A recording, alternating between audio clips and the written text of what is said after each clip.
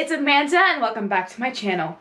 So today I'm so excited because today I'm going to give you my favorite pirate romances.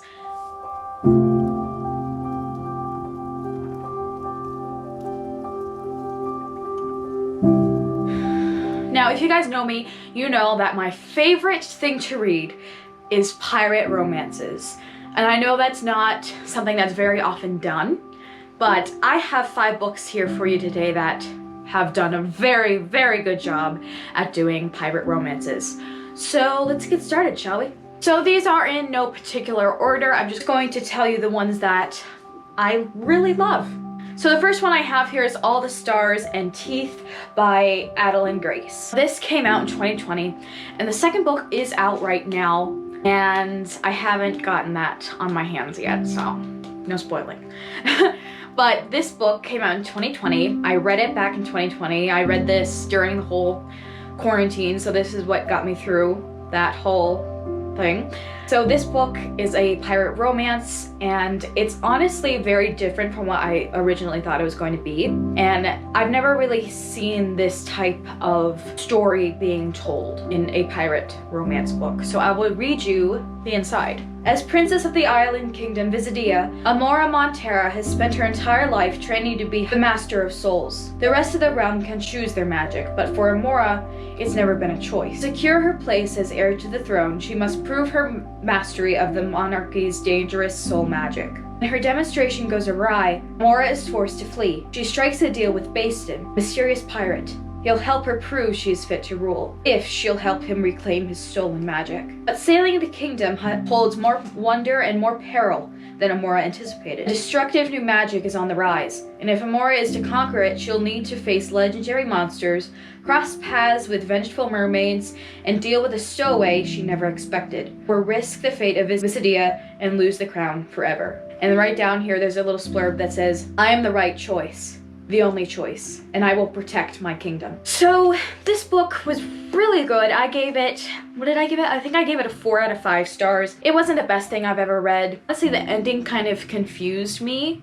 It was good, like it tied everything together, but it did kind of confuse me, and I didn't think it was handled the right way, if you know what I mean. This was really cute. It was short and sweet. I finished this within like a week or so. It is a very different type of kingdom. I've never heard of this type of magic being done before, so it's completely different from any other magic, if you will. But yeah, it was a very different story. It's very different from any other pirate story you would think of, so I will give it that. But it did have the second book, which is All the Tides and Fate, I think is what it's called.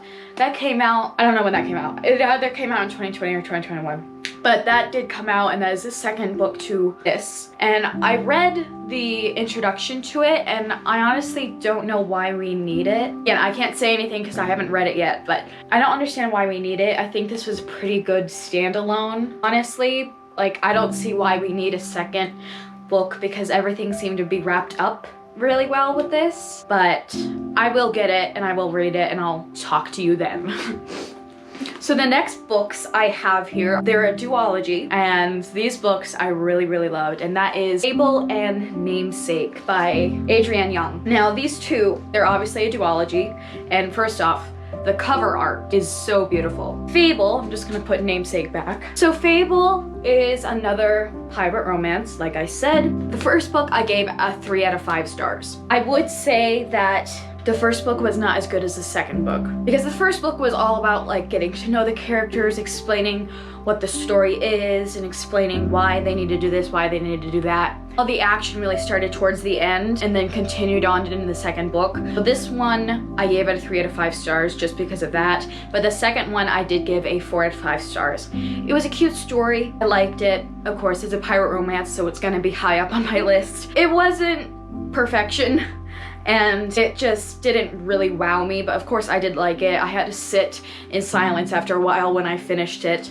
but it was a good book. It was very good. I would read it. I would recommend it. I don't know if I would read it again per se, but I did like it, so I will read you the inside of this. Welcome to a world made dangerous by the sea and by those who wish to profit from it. A young girl must find her place and her family while trying to survive in a world built for men. For 17-year-old Fable, the daughter of the most powerful trader in the Narrows, the sea is the only home she has ever known. It's been 4 years since the night she watched her mother drown during an unforgiving storm. The next day, her father abandoned her on a legendary island filled with thieves and little food. To survive, she must keep to herself, learn to trust no one, and rely on her unique skills her mother taught her. The only thing that keeps her going is the goal of getting off the island, finding her father, and demanding her rightful place beside him and his crew. To do so, Fable enlists the help of a young trader named Wes to get her off the island and across the Narrows to her father. Her father's rivalries and the dangers of his trading enterprise have only multiplied since the last time she saw him, and Fable soon finds that West isn't who he seems. Together, they will have to survive more than the treacherous storms that haunt the Narrows if they're going to stay alive. Fable takes you on a spectacular journey filled with romance, intrigue, and adventure. Another reason why I love this book is because she's a freaking pirate and she is a redhead. I love redhead pirates like Grace O'Malley and Fable, and I just love that. I mean, if it wasn't for the cover art, I really think they could have just made this into one book, honestly. But since it is a duology and since they made them beautiful artwork, I can see why they made it a duology. But honestly, I think this could have done well. I think it could have done better as just one book, but I do like how pretty it is and how I can put it on my shelf like this and make it really, really pretty. But I did really like these two books. This one I gave it a 3 out of 5 stars, and this one I gave a 4 out of 5. If they were together as one whole book, I would have given it a 4 out of 5 stars because it was a cute story. There's nothing wrong with it. There's nothing that can really go wrong with a pirate romance in my opinion. So that's why I put these on this list, because these were so good. The only complaint I had about them is that the whole storyline, these two books, the whole storyline and premise of it did remind me a lot of my next two books that I have here. The Daughter of the Pirate King and The Daughter of the Siren Queen by Tricia Levenseller. I hope I said that right. I really thought that Fable and Namesake were exactly like this. Not exactly, but basically the same premise, where Alosa, this girl's name is Alosa, and again, she's a redheaded pirate, and her father is like the pirate king, and also Fable's father is basically the pirate king of that book. So they were extremely similar to these two books. That is the only complaint I had. So while reading it, I did think a lot of this storyline because I read these two first. So I would sometimes confuse it. Like looking back now, I'm like, I am confusing these two and Fable and Namesake because they were so alike, but also really different. But just the whole premise of it was exactly alike in my opinion. But again, same with these. I think if they made these two into one book, I would have liked them better, but these were still very good. So I will read you the back of The Daughter of the Pirate King. There will be plenty of time for me to beat him soundly once I've gotten what I came for. Sent on a mission to retrieve an ancient hidden map, the key to a legendary treasure trove, 17-year-old pirate captain Alosa deliberately allows herself to be captured by her enemies, giving her the perfect opportunities to search their ship. More than a match for the ruthless pirate crew, Alosa has only one thing standing between her and the map: her captor, the unexpectedly clever and unfairly attractive first mate Ryden. Not to worry, for Alosa has a few tricks up her sleeve, and no lone pirate can stop the Daughter of the Pirate King. And this one splurb right here from Anne Banks in the New York Times said, "Definitely for fans of Pirates of the Caribbean." And that's obviously why I picked this book up. This book I really did love, and I love the cover art. Again, a redheaded pirate. What else is there? And I gave these, I think I gave these a 5 out of 5 stars, both of them, because storyline was really cute. The romance was very well done in my opinion, and it was just, I think, a way better storyline than Fable and Namesake. I really do think that these two books did better, in my opinion, than Fable and Namesake. And like I said before, that I had trouble deciphering between the two, like which is one thing. Again, now thinking back, I'm like, wait, did that happen in Fable or did that happen in the Pirate Queen or in the Pirate King? But these two books were so great.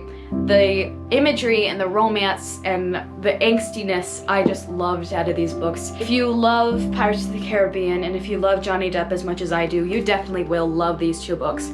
They were so, so good, and The storytelling was really drawn out, but drawn out in a good way because it was led up to both these books. Basically, this one was the story of her father, and then this one got more deeper into her mother, obviously. So I really loved these two books, and I think you would too if you're into this. So please read these first. Other than Fable and Namesake, in my opinion, you should read these first. Just saying. The next book I have here is Sea Witch by Sarah Henning. Now, let's just start off by saying that this book killed me. This is the first book that gave me rage. Does that put it in a good way? This is the first book that gave me so much rage that I had to throw the book out of the window. This gave me so much rage. So, let me just read the back. Ever since her best friend Anna drowned, Evie has been an outcast in her small fishing town. A freak, a curse, a witch. Then a girl with an uncanny resemblance to Anna appears on the shore, and though the girl denies it, Evie is convinced that her best friend survived. And as the two girls catch the eyes and hearts of two charming princes, Evie believes that she might find a chance at a happily ever after. Her new friend has the secrets of her own. She can't stay in Havenstead or on two legs unless Evie helps her. Now Evie will do anything to save her friend's humanity and her prince's heart, harnessing the power of her magic, her ocean, and her love until she discovers, too late, what she has bargained away. If you've read this book, you probably know why I'm angry. This book killed me. It was so good. I loved it until the end. I gave it a 2 out of 5 stars, and that's literally only because of the end. It killed me. The ending killed me. Mad so much that I had to throw it because I didn't get what I wanted for this. That's not what I thought was gonna happen. So there is a second book here. Oh, the second book is called Sea Witch Rising, and I don't really want to read that book because it doesn't, from what I've read from it, it doesn't follow this. The next book is like 20 years after this book happened, so it has nothing to do with the characters. So that's really why I don't really want to read the second book, and also because this thing killed me. I really don't want to read the second book. But this book I really liked. It was a typical pirate romance, how she's a mermaid, basically. She is a sea witch, hence the title. And she has to keep her magic hidden, and she doesn't think she's good enough for her prince to actually marry him because of her magic and everything. So it's that type of romance where it's like forbidden romance, but also not, but also it really is, and how both girls are attracted to the both princes and how both of their love stories kind of dabble between the two. That's the ending killed me. I was literally crying because I was mad. So be prepared for the ending. The ending killed me, and I did not see that coming whatsoever. But it was good. It was good, but I gave it a 2 out of 5 stars just because of the ending. But everything besides the ending, it was very good. The imagery, the love, it being near the sea, and mermaids and pirates, it was good until the end. Yeah. The next book I have here is Escape the Sea by G. Bailey. This is one of my favorite books of all time. It is a trilogy, so I'll get the other 2 books. So there is 3 books. First book is Escape the Sea, the second one is Love the Sea, and the final one is Save the Sea. I think these are one of my favorite pirate romances on this entire list because, let me just read you the back and you'll know why. 7 towns, 7 seas, the 7 council, the 7 words every person lives by. The sea is lost, pirates are deaf. Cassandra should have been killed at birth, like all the other children who have powers like her, the changed ones. The one who started the war, lost the seas and killed millions with their gifts. Lucky for Cassandra, her father is on the council, one of the 7 rulers of her large town, and has kept her hidden her entire life. When she is seen for the first time, she has no choice but to run, and the only place she can go is to the sea, to the pirates, and a certain death. At least that is what she thinks. When she meets 6 handsome pirates, and they take her on board their ship, she learns about a whole new world. If only she can protect her heart when they all desire to own it. So, there's 6 of them.